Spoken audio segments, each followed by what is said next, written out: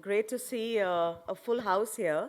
Just so that I better understand the audience, how many people here from broadcast media networks? Okay, so I can see Prasanna and I can see a bunch here. How many from digital? Okay, just one hand. Okay, one there. Can you guys see behind the pillar? You want to come up to the front row? No one will bite. Yeah, seriously. There's like a bunch of people behind the column there. Okay, so how many from digital? Just two hands. How many from the Federation? Federation, one hand, great. How many from Teams? Okay, one hand. How many from leagues? Okay, and how many students? Okay, lots of students. And how many fans of football? Great. And that's really what's uniting us here together, is really the passion for this incredible, beautiful game. And I think in life, to achieve anything, you really need three things. One is a very clear, articulated vision.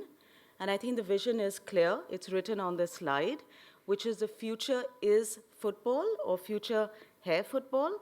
And that's why we're all here today, because that is what we're committing to, and that is the big opportunity to realize this beautiful game in this beautiful country.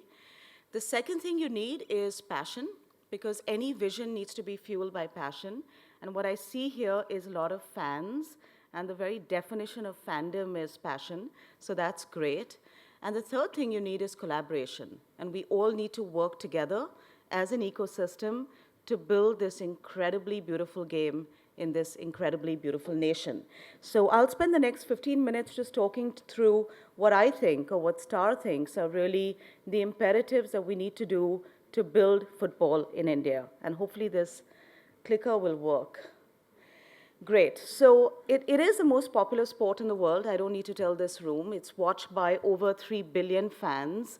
But it is something, and I remember when we started looking at football about 3 years back, we'd go and talk to young kids, and they'd say, this is the sport over 200 nations play, 3 billion people watch, everyone watches FIFA World Cup, the final was watched by more than 1 billion people, but yet we have no Indian heroes to look up to. Why is it that in the world's biggest party, India's just looking from the sidelines? And when we talk to young kids, that really struck me, that the children love football. That's a future. They just love this game. But every kid we spoke to said, why is India not in the party? 1.3 billion people, and we can't be in the World Cup? I mean, there is a problem. And that dissatisfaction has fueled everything we've done, is how do we get the world's most populous nation into, the biggest party of them all, the biggest celebration of sport, that is football. And as we looked at it, and Sanjay, our managing director, 3 years back said that he dreams that in 10 years, children in this country will have posters of Indian players on their wall alongside those of international stars. And anywhere you travel in small towns in India, and you'll see someone wearing a Manchester United t-shirt. So there is an aspiration and a passion for football, but just not enough Indian heroes to look up to. So that's still the dream that's fueling us today, and getting us all together in this wintry morning. And when we started 3 years back, and this was the start of the Indian Super League, where a lot of us in this room were involved in sort of architecting it and pulling it together, we said really the theme was, it was the birth of a football nation. And we saw the launch of ISL as really signifying the birth of India as a football nation. And I was chatting with my team yesterday, and we said, is it still the birth of a football nation? Or is it actually the rise of a football nation?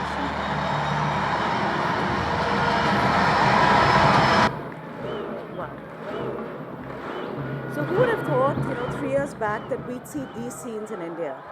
And, it's just incredible. Last month I was in coaching, and there's nothing like it. There's just nothing like the passion of fans that you see now evidenced in India. Who would have thought 3 years back that we'd have over 1 million fans, sitting and wearing fan colors and cheering their teams and really cheering for football. It is incredible what's happening in this country. So I think we've definitely made the shift from the birth of a football nation to the rise of a football nation. And let's see what are the markers of that. I think the first is the rise of Team India, right? From 171 when we started in 2014 to breaking into the top 100, now at 105, and the Indian women's team in the 50s. So I think that's fantastic that Team India's performance is rising, which is the best barometer of the rise of a football nation. The second is the rise of ISL. Over 200 million people have watched the league. We just started on the 17th of November, and my team tells me that the numbers are already close to about 100 million people. Last season, it was watched by the total quantum of viewership was 23 billion minutes. I was looking at the digital data for the digital fans here. The digital numbers are growing by over 3x, and we find that in cities like Bombay and Delhi, the primary screen really is Hotstar to watch ISL. So it's incredible to see the absolutely phenomenal growth in viewership. We've seen an expansion of the league from 8 teams to 10 teams, number of matches from 60 to 95. And I think Aya spoke about a really important point, which is we really need to expand football beyond the traditional pockets. So we see incredible affinity in Kerala and Goa and Northeast, in Bengal. But we're also beginning to see a lot of really strong affinity and green shoots in markets like Tamil Nadu, in Karnataka, in pockets of Bombay. So there is potential, but the big imperative is to take football outside the traditional strongholds and expand it across the country. But we're really encouraged by the rise we're seeing in ISL.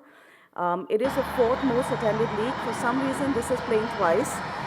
13 million spectators. And for those of you who have not attended a game, please do come and visit and witness, history happening in our country. There's nothing like it, really nothing like this.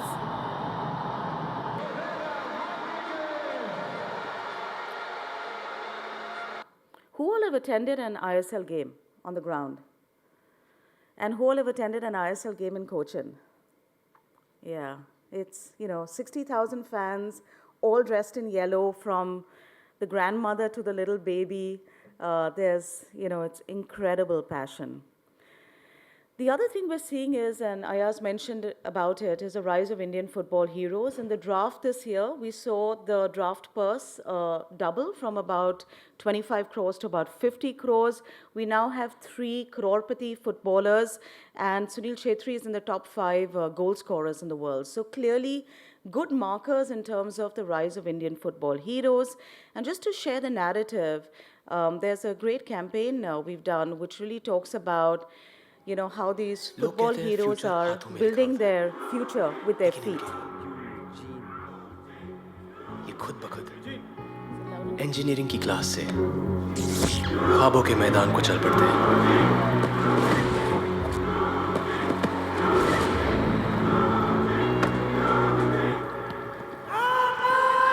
इन हाथों में था rickshaw का handle, लेकिन पाँव वहां आकर रुके जहां रास्ते खत्म और आसमान शुरू होते हैं। कुछ लोग अपनी हंसिया से हाथों की लकीरों का रुख मोड़कर तलवों के निशान बादलों पर छोड़ जाते हैं।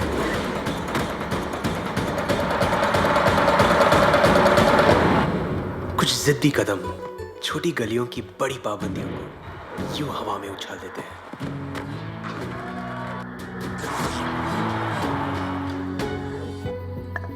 दादू की उंगली पकड़कर पहला कदम लिया। अब पैरों से बंधी किस्मत इधर उधर दौड़ती है।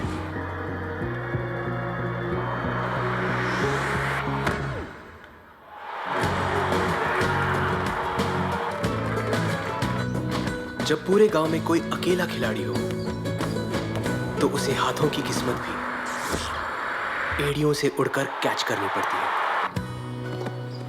कुछ हाथों ने इम्तिहान पर इम्तिहान दिए ताकि पैरों को खेलने का मौका मिले। अच्छे नहीं लगते थे पापा के धक्के, कदमों को क्या पता था ये धक्के कहां तक ले जाएंगे। कुछ कदम बाकी होते हैं जहां रास्ते नहीं, चट्टाने हो, वहां से रास्ते बनाकर निकलते हैं।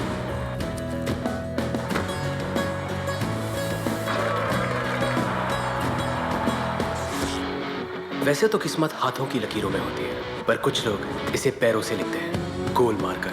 यहाँ गोल, वहां गोल, खिड़की के कांच पर गोल, आसमान में गोल, किस्मत पर गोल।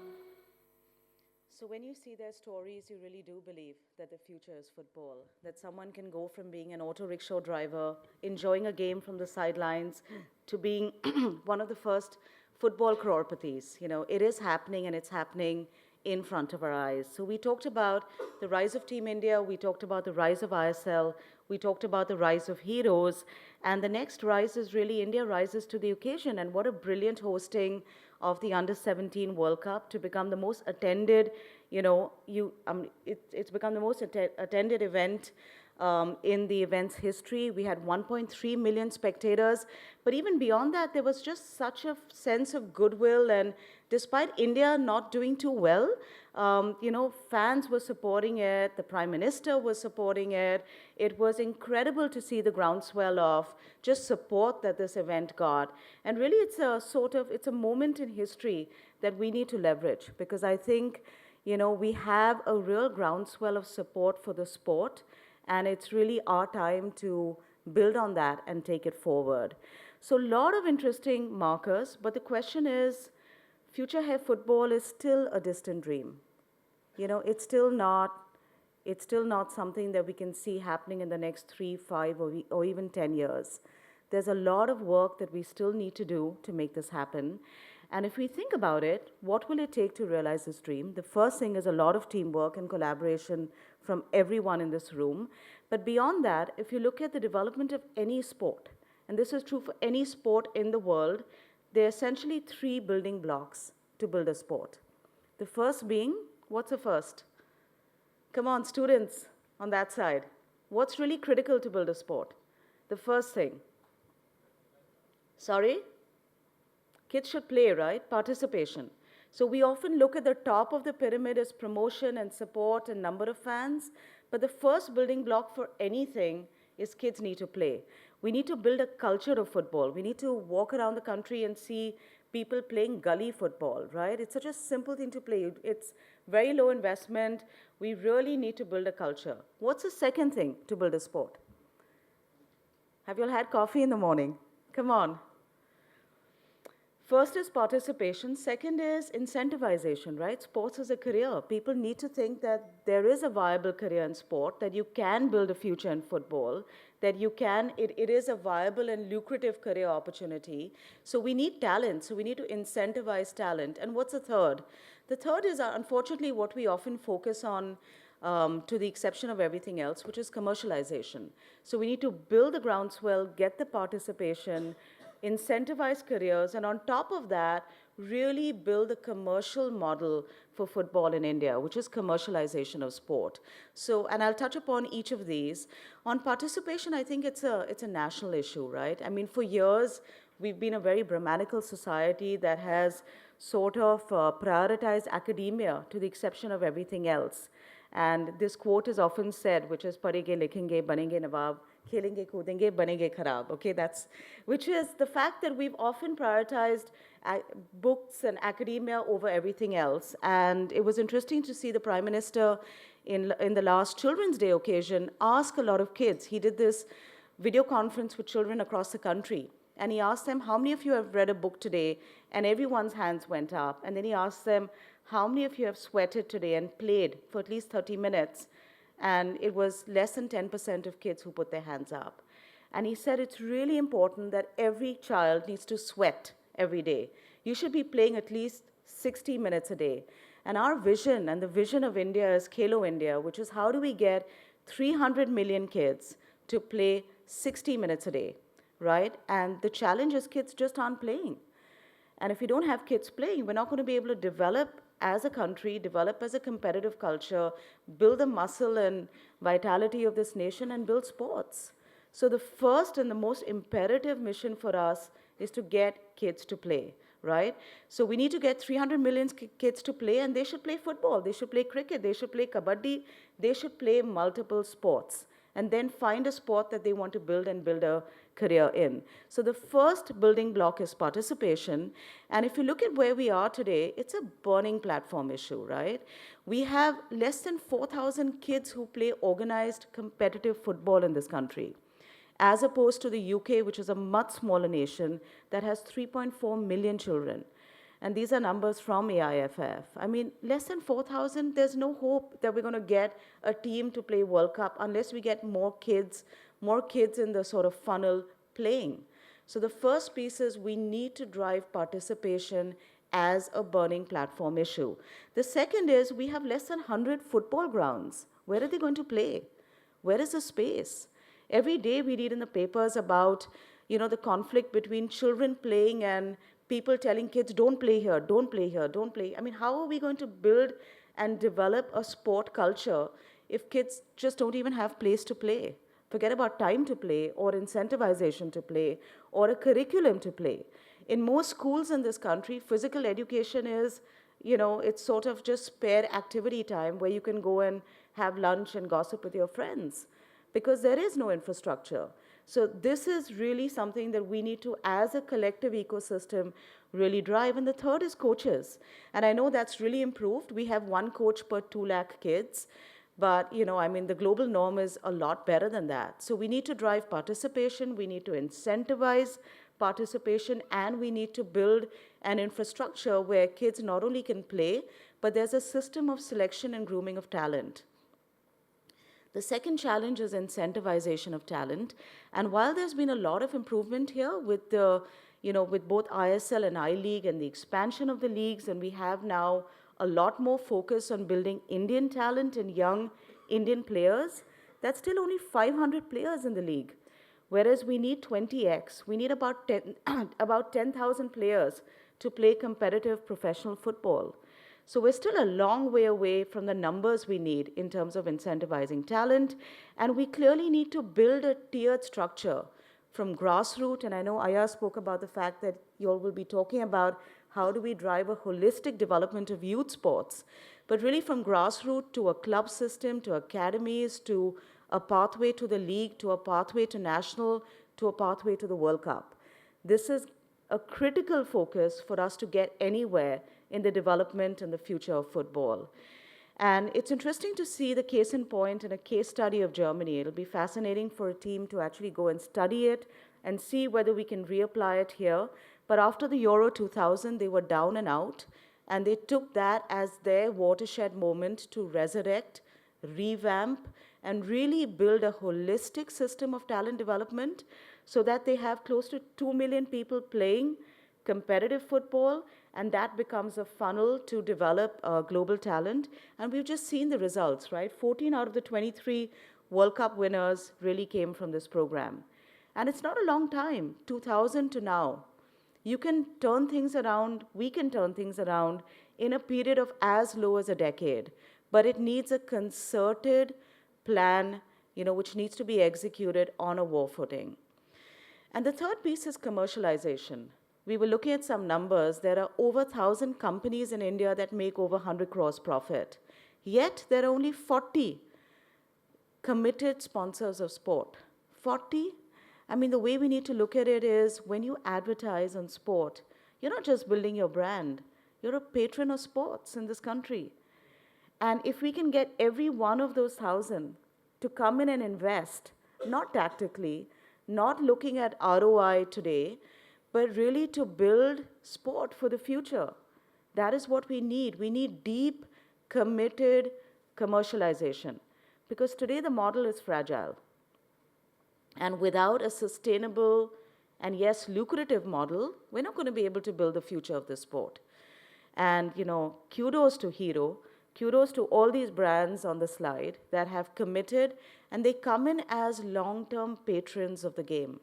And that is what is required. So we need a concerted effort on participation. We need a serious look at talent incentivization, and we need very committed deep pocket, long-term commercial development of the game, right? We need all of us. We need corporates, we need media, we need everyone in this room to see themselves as patrons of building sport in the country and for doing it for the future and for the next generation. And none of this can happen without you. It is not something that, Star alone or Sony or one league or one company can drive. It is a massive ecosystem push. We all have to work together and give a hard tackle and really push and make this happen. And it's possible. I mean, there is so much excitement and love for this game. There is so much talent in our country. Who knows, we could have the next Messi playing in, some village in Bihar even as we speak, and we won't have an idea. And I'm sure of it, that there's so much talent. And every story I hear, I've spoken to Yuva, Magic Bus, when you get kids to play football, it just has this positive multiplier. It keeps them off the streets, it keeps them focused. Kids who play football do not drop out of school. I mean, can you imagine that? We have a challenge in India of 40 to 50% of girls drop out in their teen years from school. But you get the girls to play football, and something magical happens. They stay in school. Their personality develops. They're sort of set up for life. So the benefits are way beyond participating in a World Cup. The benefits are really about creating the future generation that's ready for tomorrow, that's fit, that's competitive, that's fully developed and ready to take on the world. And it's there, it's there for the asking, and it's for us to make it happen. And the last video I want to share, before I get to the video, so what is the future? And very often people boil it down to India participating in the World Cup in 2026. That's a metric. But I think the future is three things. One is 300 million kids playing football. And I think if we get that, then we'll get, the thousands of kids playing competitively. India competing at the highest level, both men and women, competing at the highest level, at the highest platform. And really, football is a sustainable business model where we have deep, committed commercialization and development of the sport. And I thought I'll end with a small video. Do you know Sunil Chetri, the goal machine? He has scored so many goals in international football that he's among the top 5 active goal scorers in the world.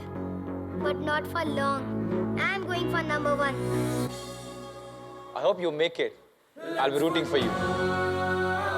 Let's football! So let's hope football makes it. We're certainly all rooting for it. Thank you.